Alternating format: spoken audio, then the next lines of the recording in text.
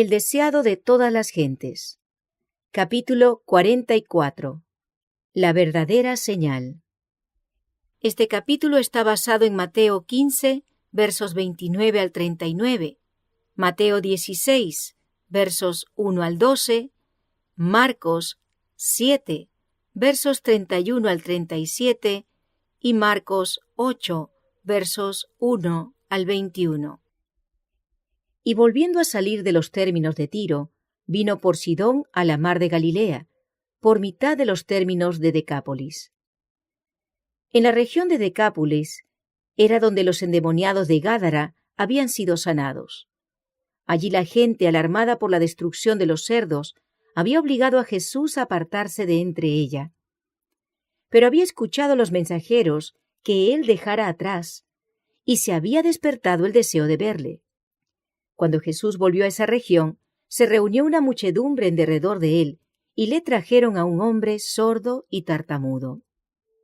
Jesús no sanó a ese hombre, como era su costumbre, por una sola palabra. Apartándole de la muchedumbre, puso sus dedos en sus oídos y tocó su lengua. Mirando al cielo, suspiró al pensar en los oídos que no querían abrirse a la verdad, en las lenguas que se negaban a reconocer al Redentor. A la orden, «Sea abierto», le fue devuelta al hombre la facultad de hablar, y violando la recomendación de no contarlo a nadie, publicó por todas partes el relato de su curación. Jesús subió a una montaña, y allí la muchedumbre acudió a él trayendo a sus enfermos, y cojos, y poniéndolos a sus pies. Él los sanaba a todos, y la gente, pagana como era, glorificaba al Dios de Israel.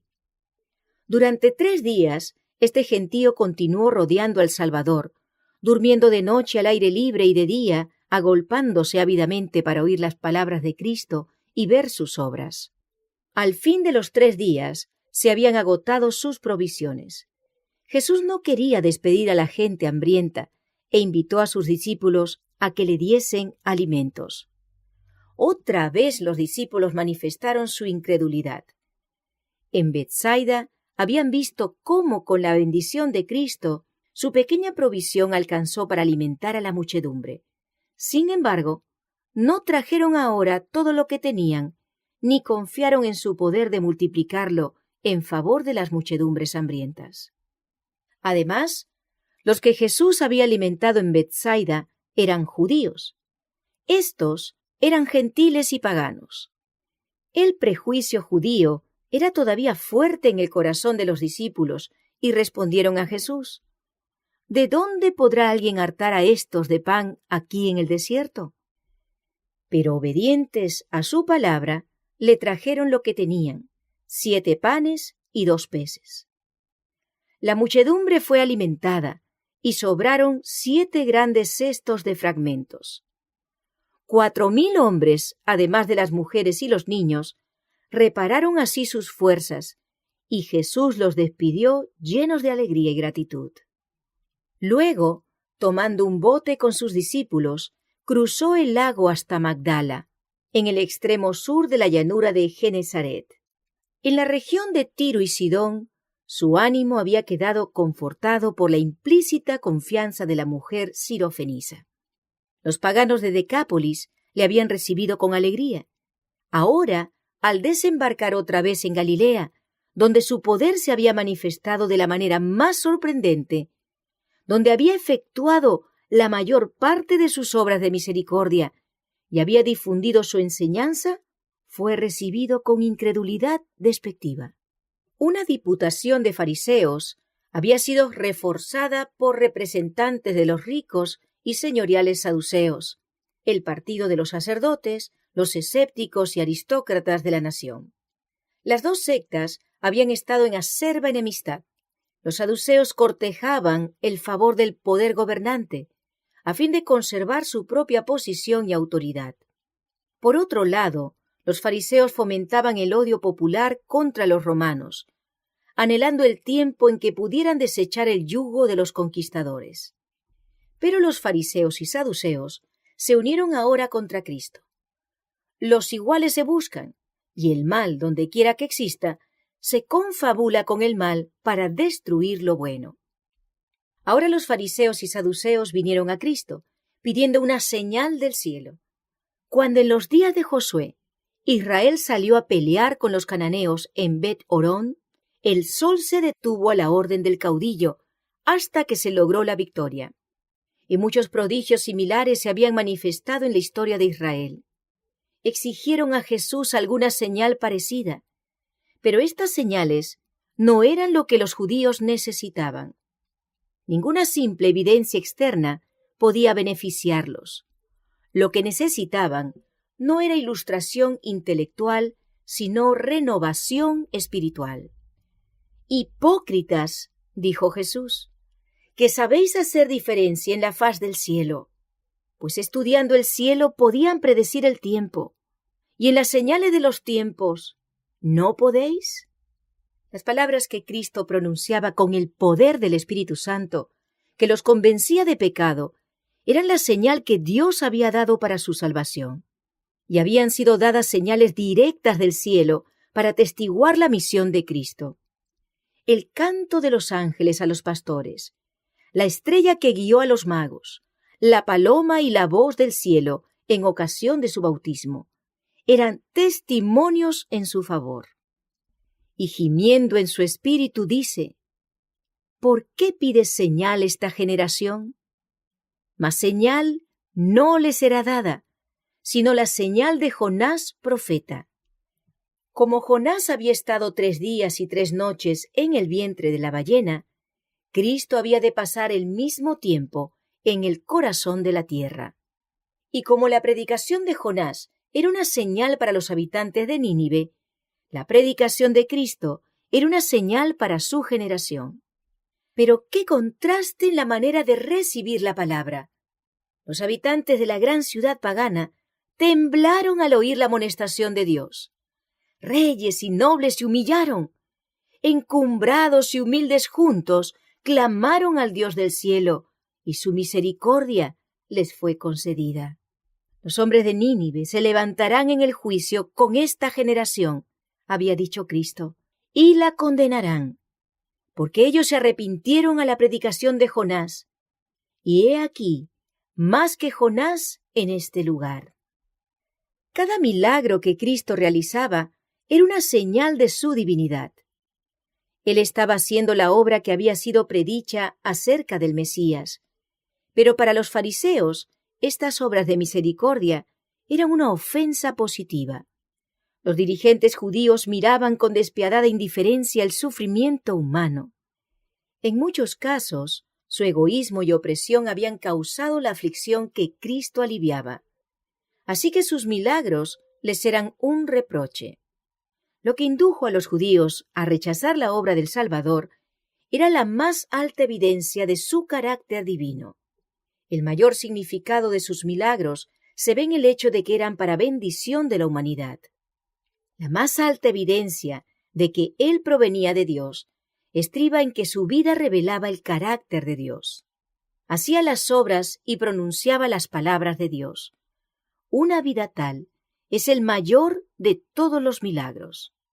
Cuando se presenta el mensaje de verdad en nuestra época, son muchos los que, como los judíos, claman: muéstrenos una señal, realice un milagro. Cristo no ejecutó milagro a pedido de los fariseos. No hizo milagro en el desierto en respuesta a las insinuaciones de Satanás. No nos imparte poder para justificarnos a nosotros mismos o satisfacer las demandas de la incredulidad y el orgullo. Pero el Evangelio no queda sin una señal de su origen divino. ¿No es acaso un milagro que podamos libertarnos de la servidumbre de Satanás? La enemistad contra Satanás no es natural para el corazón humano. Es implantada por la gracia de Dios. Cuando el que ha estado dominado por una voluntad terca y extraviada queda libertado y se entrega de todo corazón a la atracción de los agentes celestiales de Dios, se ha realizado un milagro. Así también ocurre cuando un hombre que ha estado bajo un engaño poderoso llega a comprender la verdad moral. Cada vez que un alma se convierte y aprende a amar a Dios y a guardar sus mandamientos, se cumple la promesa de Dios.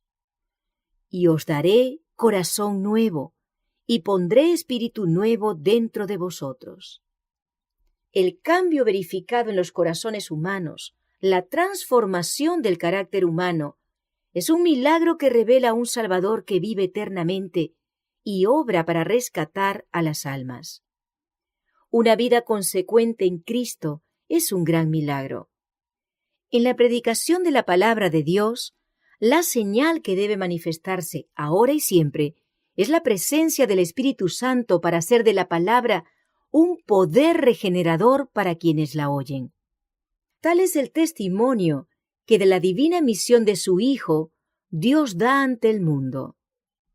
Los que deseaban obtener una señal de Jesús habían endurecido de tal manera su corazón en la incredulidad que no discernían en el carácter de Él la semejanza de Dios. No querían ver que su misión cumplía las Escrituras. En la parábola del rico y Lázaro, Jesús dijo a los fariseos: «Si no oyen a Moisés y a los profetas, tampoco se persuadirán, si alguno se levantare de los muertos». Ninguna señal que se pudiese dar en el cielo o en la tierra los habría de beneficiar. Jesús, gimiendo en su espíritu y apartándose del grupo de caviladores, volvió al barco con sus discípulos. En silencio pesaroso, cruzaron de nuevo el lago. No regresaron, sin embargo, al lugar que habían dejado, sino que se dirigieron hacia Betsaida, cerca de donde habían sido alimentados los 5,000.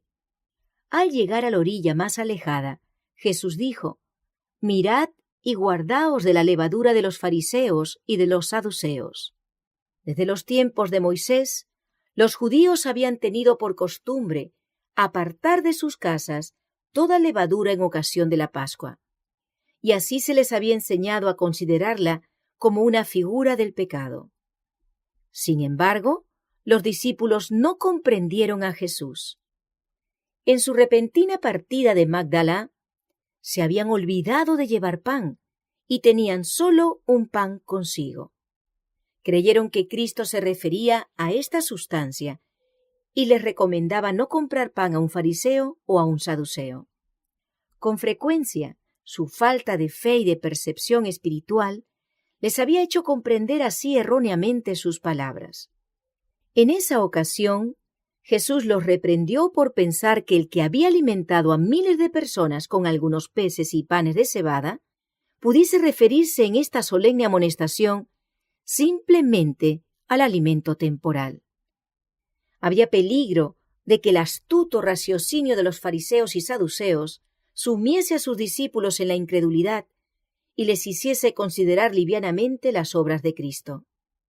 Los discípulos se inclinaban a pensar que su maestro debiera haber otorgado una señal en los cielos cuando se la habían pedido.